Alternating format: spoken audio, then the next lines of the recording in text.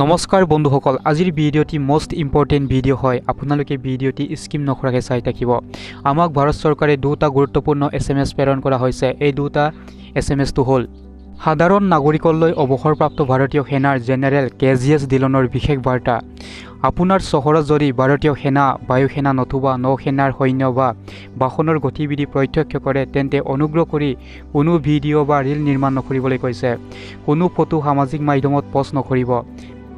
আপুনি নজনাকৈ আপোনাৰ এই কামৰ জৰিয়তে আপুনি শত্ৰুপক্ষক সহায় কৰি থকা হ'ব বুলি চৰকাৰে আপোনাক সন্দেহ কৰা হ'ব।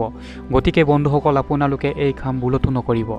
বন্ধুসকল, 2 নম্বৰ SMSটো হ'ল এয়াৰ ৰেড চাইৰেন বাজিলে আপুনি কি কৰিব লাগে। আমাক চৰকাৰে 11টা পদ্ধতি দিছে।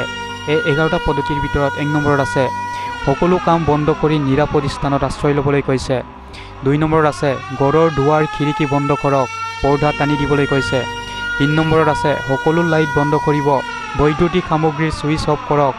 4 নম্বৰত আছে চৰকাৰী কৰ্তৃপক্ষৰ বাক্যহে মানি চলিবলৈ কৈছে। 5 নম্বৰত আছে শান্ত হৈ থাকিব, আনকো শান্ত ৰাখিব, আতংকিত নহ'বলৈ কৈছে। 6 নম্বৰত আছে ভাংকাৰ দৃঢ় দেৱাল আৰু খুঁটাৰ কাষত থাকিব।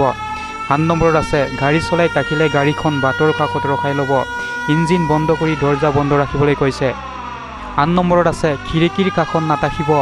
9 নম্বৰত আছে মুকলি স্থানত থাকিলে মাটিত শুই দিব আৰু নিজৰ মূৰটো হাতেৰে আৱৰি ৰাখিবলৈ কৈছে। 10 নম্বৰত আছে বিপদত পৰা যিকোনো লোকক সহায় কৰিবলৈ কৈছে। 11 নম্বৰত আছে চাইৰেন বন্ধ হোৱাৰ পিছত কেৱল চৰকাৰী কৰ্তৃপক্ষৰ বাক্যহে মানি চলিবলৈ কৈছে। বন্ধুসকল, আপোনালোকে যিমান পাৰে এই ভিডিঅ'টি শ্বেয়াৰ কৰিব।